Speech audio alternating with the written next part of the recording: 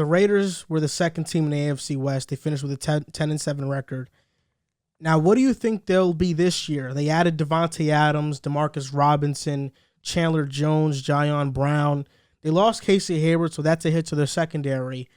But instead of doing it how we did it with the Chiefs, let me just run by this schedule, and you guys just tell me your winner and loser for it. Okay, that sounds better. A little bit more organized also. Week 1, Chargers. I have them losing because it's going to be in LA. Yeah, L as well.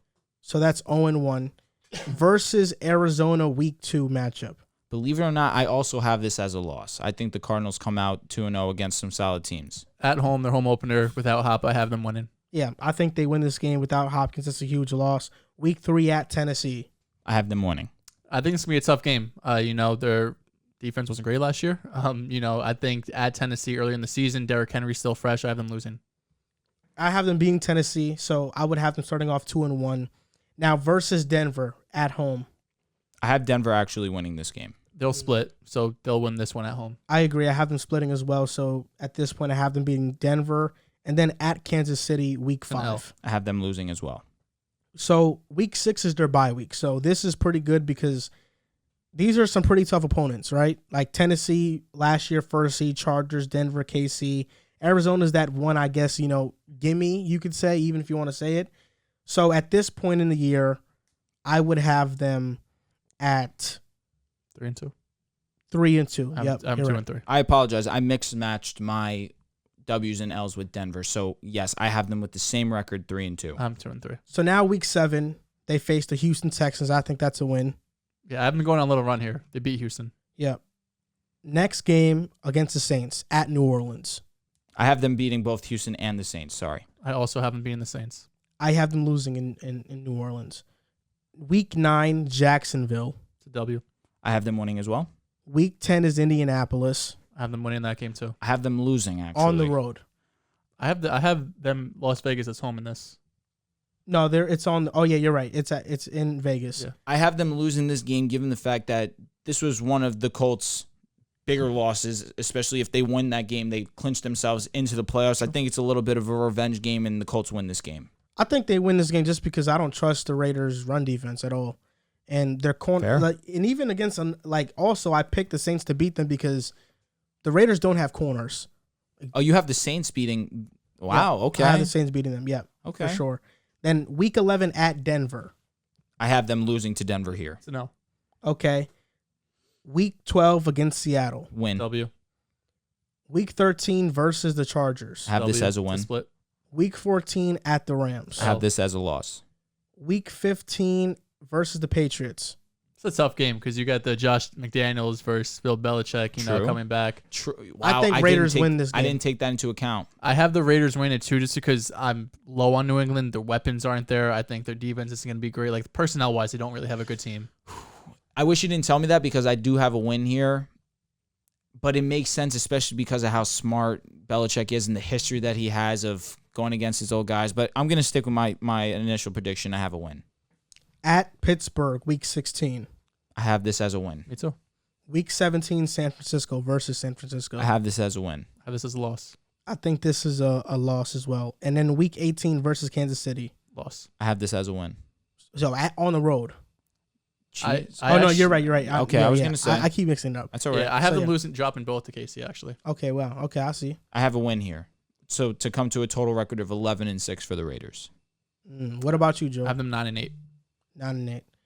I have them 10-7 this year. Okay, I don't mind I have that. them 10-7. I don't mind that. I just think that last year they went 10-7, correct, if I'm not wrong, and they did not have Devontae Adams. Yes, they did lose Casey Hayward, but they bring in Rockison, who is not bad in coverage. He's a solid corner. He's average. I agree with that. At best. I agree with that. His PFF grade was pretty good in coverage.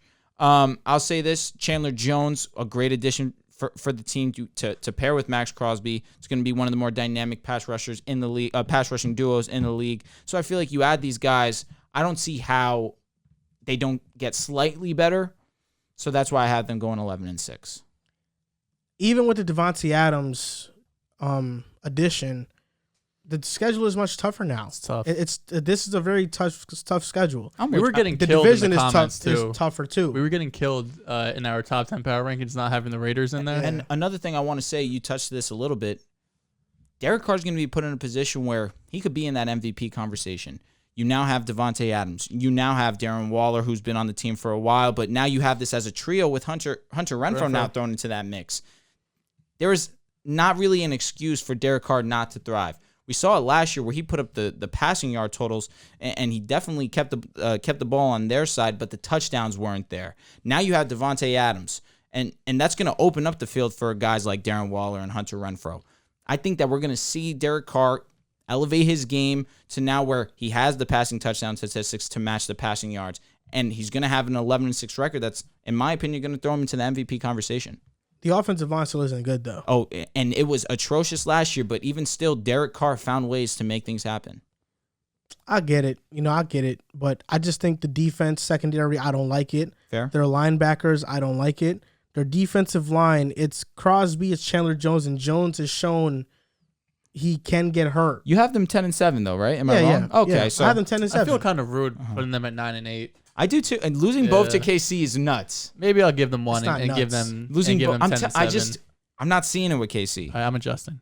10-7. 10-7. Okay, I But respect you that. have 10-7 as well. So we all have. So what's the we one? both have the Raiders. What's at the 10-7. one? Oh, I have them. No, I have them losing to the Cards. I have them losing at Tennessee. You have them losing to the Saints. That's what it is. They That's could our lose that game. difference. They could lose that. I honestly think that they're more likely to lose to the Saints than the Cardinals. I was New Orleans and at Tennessee. They were losing one of them. I was like one of them. You have a loss against the Niners. You have a loss against the Niners. Yes. That's the difference because I have them beating the Niners. Yeah, they can beat the Niners too. The Niners don't have much of a secondary, so that could be a win And for them. I got to see Trey Lance right now. You know what I'm saying? Like I do believe in his ceiling, but I'm not sure right now. Yeah, so I have them at 10-7. That should be. I think 3 teams in it. For all 4 can make the playoffs. Personally, Plus 2,000 on DK. yeah, all these teams can make the playoffs in my opinion.